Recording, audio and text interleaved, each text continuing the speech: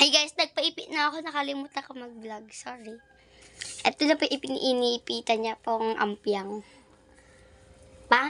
Ito natin lang ang pinakamaganda kong ate na pinsan. Lugagi, ano yan? Guys, bye-bye. Sasabihin ko na naman. Katawa mo, hakagisang kita ng bola. Yung ganda mo talaga. Tapos pag ano yung lipstick mo? Yung lipstick niya din. Ikaw naman, pangit mo, yung butog mo, oh. Makasabi ka naman dyan. Butog mo nga, kaya kita nasabihan ng pangit. Yung butog mo lang naman pangit.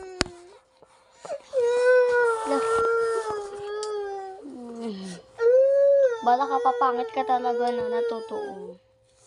Huwag kang umiyak.